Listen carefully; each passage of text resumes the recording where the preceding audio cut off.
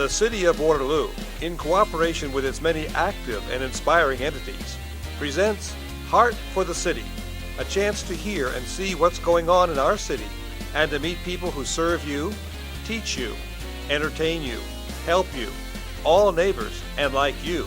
Make this a city on the move. And now, here's our host, the Honorable Quentin Hart. Hello everyone, and thank you for watching Heart for the City. I'm Quentin Hart, proud mayor of Waterloo, and no one would argue that I am the city's most passionate advocate. And there is a lot to love in Waterloo. Most residents are aware of the huge amounts of interests, activities, and social opportunities that exist in our community.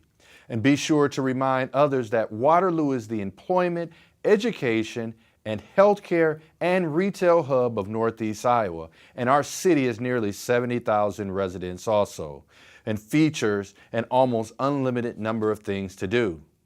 We are Iowans, so I know you can brave the inclement weather to visit the more than 16 public entities, from museums to sports facilities. You can dine in one of our fine restaurants throughout the city, and there is plenty of nightlife. I better stop now, or I will be tempted to spend the rest of the day just discussing the multitude of things to do and see and know about in our beloved city. Waterloo is a compassionate city, concerned about the needs of others. Have you ever wondered where nonprofit organizations who supply people with food get their provisions? Well, in Waterloo, many of these organizations belong to the Northeast Iowa Food Bank.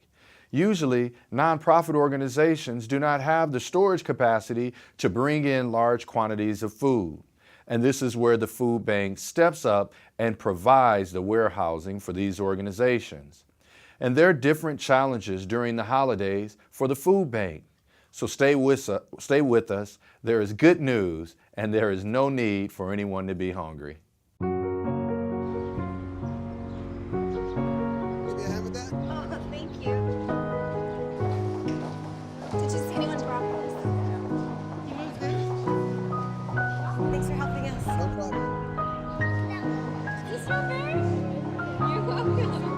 We'd do anything for kids. Yet 1 in 6 children in the U.S. struggle with hunger. Help end childhood hunger near you. Learn how at feedingamerica.org. Welcome back to Heart for the City. The holidays may bring its challenges and rewards. One local organization serving the needs of the public is particularly active all year long, and the holidays are no exceptions. To tell us how the Northeast Iowa Food Bank is dealing with this year's holidays is Barb, Prather, Executive Director. Welcome back to Heart for the City, Barb. Thanks for having me. I appreciate it. I had to get that formal part out there. I know. But this show will be airing during the holiday season.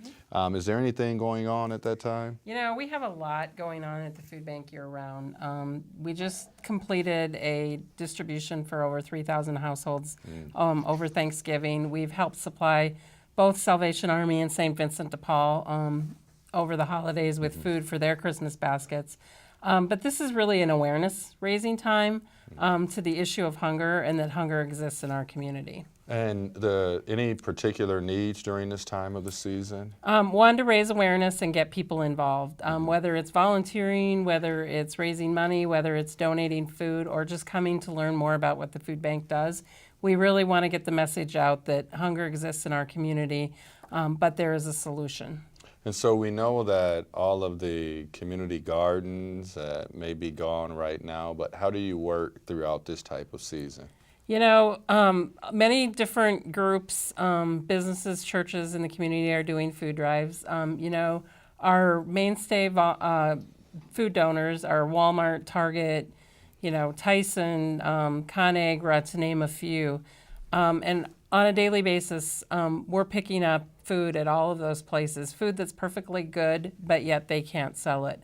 And so we have a group of volunteers and staff that go around and pick up those donations. We bring it in, we sort it, and then distribute it out to the community. I just got a fantastic idea. And it only happens like once a day. So right when the sun and the moon is about, is there a greenhouse? inside of the Food bank? yet? No, we do not have a greenhouse inside the food bank. We've talked about some projects like that. We're not there yet. There is actually one in Minneapolis that has a hydroponic garden that we've looked at. Is like, okay, what can we do to provide more fresh produce year round? But we have worked with farmers who have greenhouses to get product. Okay. So there's really no stone that's been unturned as far as what food products are available. It's just strategizing to be able to access them. Okay, so I just dropped that little seed. Anyway, let's keep moving Does that mean no? The city has. We can figure it I will out. be on that brochure with you. Yeah, like, you will. We need this. greenhouse. Okay, Yeah. but anyway, let's back to. Okay. You have a holiday publication. Is When the Cookie Crumbles. Yep, and I actually brought a copy of it today. Oh, okay. When you can purchase it on through our website or by Okay. calling the food bank, and it's really the story of what happens when somebody's cookie crumbles through no fault of their own, when life happens and they may need the help of a food bank. And the story goes through, and it's just really a holiday tale about life and how life happens. And you can purchase them through our website or by calling the food bank, and it's just a really cute story. One of our staff people went to one of the schools and read it this week just to share the story, to understand what the issue of hunger is about and how it happens to people through no fault of their own. Right, and so during this special season, how can someone help to relieve any of the food insecurities that community members may have? The first thing you do is call the food bank, 319-235-0507. We have lots of volunteer opportunities during the day and at night. So all they need to do is talk to our volunteer coordinators. If they want a tour just to learn more about the food bank, we'll be happy to give them that. If not this month, but maybe down the road, they're looking for a speaker. Somebody from the food bank will come and share the story of the food bank and how people can get involved. Or if you want to do a small food drive, or if you want to do a collection of money to help us bring food in, all of those. And we'll talk you through all of that by getting a hold of us at the food bank. And so you have food advocates, right? Or you have advocates. And what part does that entail? Is that similar or? It works a couple different ways. One is learning about hunger and advocating for better programs that help people who might need access to food. We constantly work with the state legislature to get either access to money or to just raise awareness to the issue of hunger, to make better laws around accessing food donations, that kind of thing. But we also have advocates that help us build a strong farm bill. And now the farm bill has finally passed the House and the Senate. It ended up being very strong for nutrition programs, which is a good thing because it will help us do our job better as well. So there's lots of ways people can advocate just by talking about the food bank, speaking out about legislation that might be harmful to what we do, but even learning and educating themselves and then educating their family and friends. And you just mentioned about nutrition. Do you also have a role in playing in promoting healthier lifestyles as well? One of the things that we've done over the years is really through our food donations. When food bankings got started, it ended up being a lot of shelf-stable product that we brought in. But over the years, because of the changes in donations, the change in manufacturing practices, more and more of the product is fresh produce, a lot more dairy that we're bringing in, which is really good and nutritious food for people. And often people don't have the monetary resources because it is the most expensive. So we provide that as much as we can. Every Thursday at the food bank, we have a produce pantry. Through some of the trade mitigation egg surplus, we've been bringing in a lot more dairy lately. So we do what we can to bring in the most nutritious food possible so people can eat more healthy. And then we do provide programs to kids and other people about nutrition education. Okay, so we have about a minute left, but I want to ask you two questions. The first question is, what items are you most in need of, and what items come in that you don't necessarily take in, but you get them all the time, maybe? Well, the first, what items are we most in need of? Protein items are probably our top. As fast as we get those in, they get distributed. Peanut butter, canned chicken, canned tuna, those kinds of things really go over well for people. What is it that we get that we might not need? That's a hard question to answer, because usually anything that's donated, we usually can turn it around. And so I would just call us and we'll tell you whether we can take it or not. And how can a person gain more information about the food bank services, whether it's volunteering, location, or hours? The best way is our website, www.northeastiowafoodbank.org, or just give us a call at 319-235-0507, or come visit us at 1605 Lafayette in Waterloo. All right. So thank you, Barb, and thanks to all who work in conjunction with the food bank, including those organizations that contribute as well. And after winter is over, we'll definitely have to talk again, explore progress on the community garden. So have a great holiday. Thank you. You too. The Northeast Iowa Food Bank serves approximately 1,200 households on a monthly basis in Black Hawk County and 40,000 people throughout Northeast Iowa. In addition, the food bank distributes millions of pounds of food to over 200 agencies through 16 Northeast Iowa counties. The 43,000 square foot facility that serves the community is twice as big as the previous location, with 3 times the usable space. Approximately 37,000 volunteer hours are donated every year.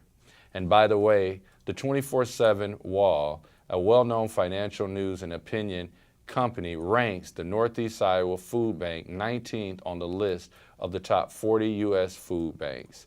The Northeast Iowa Food Bank has a Charity Navigator rating. You got that? A Charity Navigator rating of 97.2 and spends 96.8% of its expenses on programs and services. Almost $14,500,000 is raised annually. Is well spent, and this is truly world class. There are nearly 250,000 people living in the Cedar Valley, and the Cedar Valley provides many opportunities to experience the best that Iowa has to offer. How can you get the most out of where we live? The answer after this. Getting healthy has never been easier with a membership at Cedar Valley Sportsplex. Offering 80 free classes a week at all skill levels, there's always new and fun opportunities to grow. You never have to miss out on your favorites with our state-of-the-art facilities, featuring great exercise equipment, a track and field, pool, and 2 regulation gyms. So whether your game is football or pickleball, let the Cedar Valley Sportsplex turn your routine into something amazing. Welcome back to Heart for the City. According to a new website sponsored by the Cedar Valley Regional Partnership, you'll never run out of things to do here, no matter the season or whatever your interest. You can move into a downtown loft, build your dream home, spread across a rural acreage, or renovate a historic home at a cost less than the national average. Young professionals and busy families to baby boomer empty nesters will be able to find people who will share their journey. Innovative advanced manufacturing and gaming apps developments are among the thriving industries that call the Cedar Valley home. Is all of this real? Here to testify on behalf of this reality is Aaron Jarnagin, Digital Marketing Specialist for the Alliance and Chamber and contact for the new Live the Valley website. So welcome, Aaron. That was a nice setup into this, wasn't it? So Aaron, tell us a little bit about your background. Yeah, absolutely. So I'm from a small town called Panora. Lake Panorama is more commonly known. It's about an hour west of Des Moines. Came to UNI, pursued digital marketing, and then found myself in an internship at the Alliance and Chamber working on Live the Valley, just a great opportunity to kind of learn about all the opportunities that we have here. And then through that, really just falling in love with the area. And now, happy to say that we'll announce today is that I'll be here full time, so moving after graduation. So. All right, great to hear that. And so when you said the words marketing or digital marketing specialist, like, what is that? No, absolutely. You know, my mom's watching like, who? So kind of, and you kind of mentioned this as like, you have like traditional marketing, like the new digital methods, and it's all just about the mediums. So digital marketing, for instance, like the videos being created and shared, that could be an avenue of digital marketing. It's all online. So my position will be, making sure our brand is kind of how we want it online, and all about creating content associated with it and the values that we have, and then sharing it to interact with people online.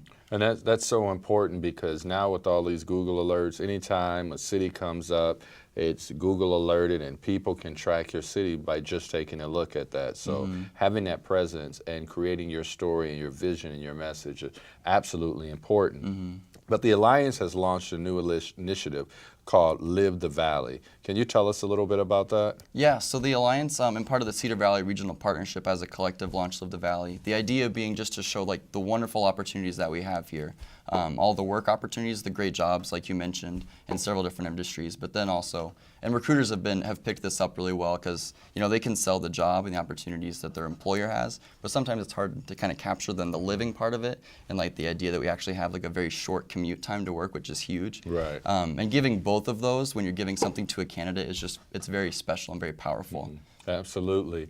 And also, when you talk about brand or branding, what does it mean to building a brand in the Valley, and what is branding in a sense? Because once again, my mother's looking like brand. Well, hey, this one's for you. But no, branding at its core is just, we're kind of creating something to have a certain meaning to somebody. So when somebody would look at, Waterloo, or then like Live the Valley as an extension, what does that mean to them, or what are their feelings towards that? And it kind of comes down to, we already have a number of great things here. There just needs to be one central voice to share that beyond. Right. So sharing it also inside of the Valley, because people don't really know, there's like all sorts of these good activities that you mentioned earlier. There's just a limitless amount of opportunities for people. So what are the target areas for Live the Valley? Absolutely. So within the Valley, it's all about sharing the great things that we already have here, because we're wanting to keep our workforce here and keep the people that are enjoying living here to live here, of course. But then also looking beyond the Valley. So especially targeting those younger audiences, those younger families who, maybe they went off and explored a little bit and found their big city with like their magic career after college, but maybe they're actually looking to settle down now, have a little bit of a slower paced lifestyle with all the great amenities of some big cities. And then that's kind of who we're wanting to pull back in so they can be a part of our booming economy. And then what is the status of talent in the Valley? And are we doing anything to kind of recruit and attract them? So right now it's definitely a tight labor market, and that's not a problem that's just unique to the Cedar Valley. It's Iowa and also the United States, and even to the global point. There's just a ton of jobs out there, not a ton of people to fill them, and that's where then the living portion comes into it. Because there's great jobs everywhere, but then offering the amenities outside of work that really just plug in and create that beautiful picture of a great community. That's the aspects that we're sharing, and that's the part that's going to be that's going to have the greatest response in people wanting to actually look to move here. Right. And so if how can Live the Valley kind of help people that are intending to actually relocate or come to the Cedar Valley? Absolutely. So our biggest and most used aspect of our website is the job board. And then kind of what that is we can share those great opportunities that we have here. Some that people would never even expect, like, oh wow, that's in Iowa, or oh wow, that's in like Waterloo, like that's awesome, that's really cool. And then what ends up happening is when they see that there's those jobs opportunities, they then take a look at the other side of the picture, which is the living portion of it. Like, oh wow, those are some beautiful homes or downtown lofts, like you were saying. And if that's not for them, then we also have these other opportunities outside of town, which really just create, like I said, that beautiful picture of a great place to live. So is this a one-person job, or who are you partnering with to make this happy? Like, are you partnering with Experience Waterloo, or? So as I mentioned, it's a collective of the Cedar Valley Regional Partnership, which is the economic development organizations within the six-county region here, extending off of Blackhawk, but then absolutely the tourism bureaus, because they already have all of this great content, about what makes these places special. So we've just been grabbing onto that as much as we can, and especially Experience Waterloo's rebranding. It's just this overflow of great content, and it's just giving it another spot to be shared. And this seems like a daunting task to do so much, and I'm absolutely confident from the great work that's being done inside your organization. But what measurements are you able to use for Live the Valley? Absolutely, it's a great question. So starting off, it's about a 3-month-old project since the relaunch, at least in its current form. Starting off, it's all about getting people, familiar with the brand, kind of the idea about it. So right now, it's a lot of tracking on the website end. Are people coming to our website? Where are they coming from? How are they interacting with it? And then as time goes on and we have that established and those metrics solidified, it can kind of transition into then when people are coming here and actually applying for jobs, and we can ask them, was Live the Valley part of this, or are you familiar with this logo or this brand at all? And then that's how eventually it would be tracked to track effectiveness. And are there any continuing events that you're hosting, or opportunities, or some type of activity where people can be engaged? Yeah, absolutely. We're holding different things all the time. One of our new special things that we're really excited about is called a Live the Valley Champion. And what it's about is it's about being a social media champion. The requirements are very, very limited. It's only what we ask is you post twice a month on like Instagram, Twitter, Facebook, and include hashtag Live the Valley. But then there are some great parts of that, like we would host like meetups and things like that. There's a Facebook group that we can be a part of. So then if somebody has an event to share, like, hey, I'm going to this, who else would like to be a part of it? They can share that. And then also some fun giveaways just to make things fun too. I have to think about that. Are mayors eligible for some of that stuff? Absolutely, absolutely. But tell us again, what's your website, and how can people get in contact if they have questions? Yeah, absolutely. So the website is livethevalley.com, and then we're on all forms of social media, being Facebook, Twitter, Instagram, LinkedIn, and that's all at Live the Valley, just keeping it consistent across the board. You can reach me at the Alliance and Chamber because that's where I work, and yeah, so that's pretty much contact information on that end. All right. So thank you so much for taking time out to let us know about the exciting new Cedar Valley Regional Partnership Initiative. The Cedar Valley is more than most of us realize, and thanks for providing a platform on which we can further explore our community. Here is a recent quote. It's not common for people from small-town Iowa to pursue careers in the entertainment industry, and even though that dream seems so out of reach for me for so long, I'm making a comeback, community members have always stayed behind me 100%, and that was from Maddie Poppy, our own Cedar Valley-born singer, songwriter, musician, and the season 16 winner of American Idol. A testimony on living the valley. But more to come. Stay with us. Traveling to Waterloo is easy. Waterloo Regional Airport, served by American Airlines, offers daily service to Chicago O'Hare with connections to over 700 destinations worldwide. At Waterloo Regional Airport, you'll find friendly ticket agents and helpful personnel so you can fly through security. And with close-in vehicle parking at only $5 per day, Waterloo should be your airport of choice. Waterloo Regional Airport and American Airlines, your partners in air service from the Cedar Valley. Among the many veteran organizations are the American Legion, AMVETS, the China-Burma India Veterans Association, the Disabled American Veterans, VFW, and more. One you may not be familiar with is the organization traditionally known as 40 and 8. There is a local chapter, and to tell us more is a prominent member, Rick Grimm. So welcome, Rick. How are you today, good sir? Good, and thank you for having me on, Mayor. And thank you for your service. Thank you. So tell us a little bit about your background and how you became associated with 40 and 8. I enlisted in the military reserve at the tender age of 17 to avoid being drafted during Vietnam. Right. And needless to say, my draft number ended before they got caught, but they had me. But I served in the military, went overseas to Vietnam, and came back, joined the American Legion. And at that time, the 40 and 8 was the Honor Society of the American Legion. Okay. And by serving in through the various positions of the American Legion, I was asked to join in the 40 and 8. And so I've been with that organization and the American Legion for quite a few years.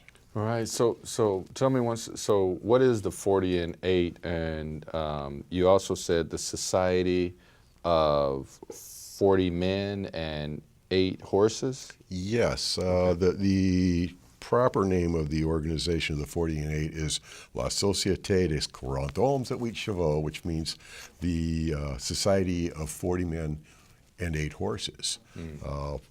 We get our names from the boxcars that were used in World War I to transport troops and horses to and from the front lines. They were originally made to carry grain back in the late 1800s. And with the advent of the Great War, they put in some drop panels, and with that they could carry either 40 men or 8 horses, so that's how they got branded as 40 and 8ers. Oh, wow. So that's how it was founded. But tell me about the French Connection. The French Connection. Okay, at the end of World War I, they had, I'm trying to think how to go down this road here. The American Legion had their first meeting in France in 1919. Wow. And when they came back to the States in 1920, the American Legion had its first national convention. And at that time, they put forth the idea of having an honor society. Wow. And we took it as a 40 and 8, and we take our titles and that from the French railroad system. Okay, okay. So it's not 40 of you worldwide. No. Okay. And then you mentioned a little bit earlier, and we can see in the background, the boxcar. But can you tell me a little bit more about the boxcar program? The boxcar program is one of the programs that the 40 and 8 does in order to raise money for scholarships. The boxcar you're looking at behind us is not the Iowa boxcar, but it's one of 49 cars that were sent to the United States from France. Wow. At the end of World War II for the help we gave them. Wow. It started out in 1946. Drew Pearson, who was the Paul Harvey of his day, came up with this idea of helping the people of France and Italy with the devastation from the World War II. Wow. And he did not involve any government, federal, state, or local levels. It was strictly private industry and the American people, and they collected food, clothing, medicines, anything acceptable under the Marshall Plan. This is all gathered together. The railroads picked it up and took it all to New York City, and it was placed on a freighter, and that freighter was sent over to France and Italy. Wow. And it arrived in France just before Christmas of 1947. The consignment for France was offloaded. The ship then continued down to Italy, and where it arrived just before New Year's of 47. Uh-oh, that's incredible. Well, yeah, so the French people got an early Christmas present, and the Italians got an early New Year's present, courtesy of the American people. Okay. These are the people who donated all the goods. Right. And when you take a look at the 40 and 8, what branches of military are part of it? Any and all. Okay. And what are the goals, or what is the organization committed to? Like, what's the charge? Well, we have several things that we look at. We look at Americanism. We try to help install Americanism. We have a program called Flags for First Graders, and the Voiture down in Cedar Rapids does a wonderful job on this. They have a couple guys that go to every elementary school, and they put on a program about the American flag and about history that these kids can pick up on and understand and take home, and they even get their own little flag. They have a flag there. And that's part of it. That's part of Americanism. We have nurses training, which our Voiture Locale, which is Black Hawk County, we support a nurse every year through the Allen School of Nursing. And that is done by raising funds, and we let the School of Nursing decide which student is most in need. And wow, that's incredible. And Junior Grimm. That was my father. What was Junior role? And I knew Junior as well. But what was his role in the 40 and 8?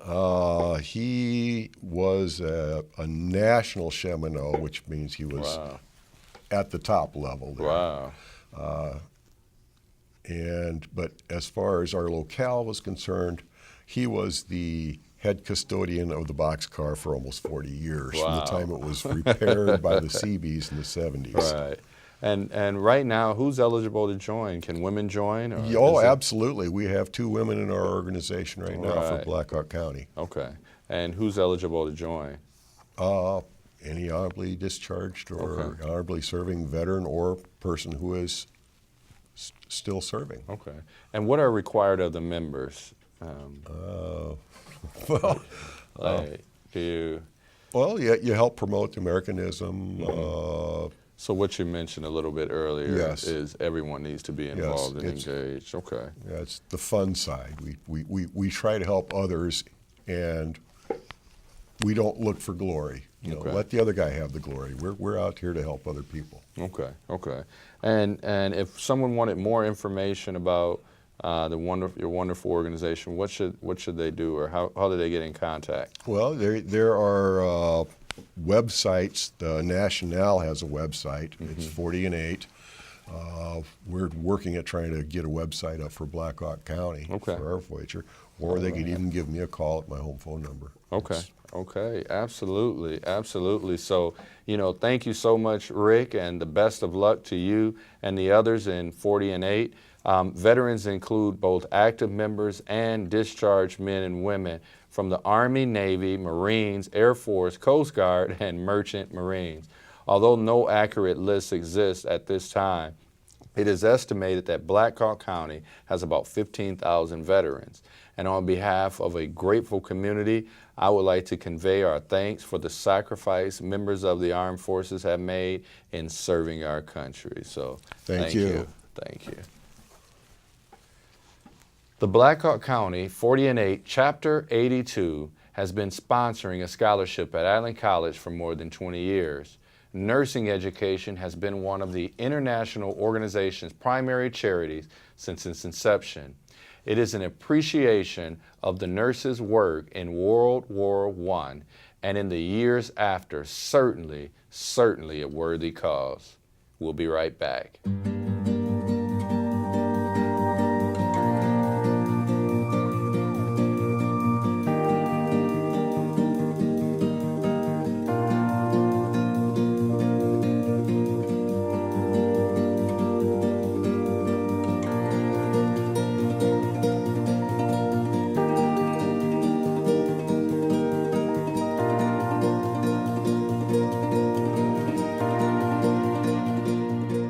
Well, that's our show.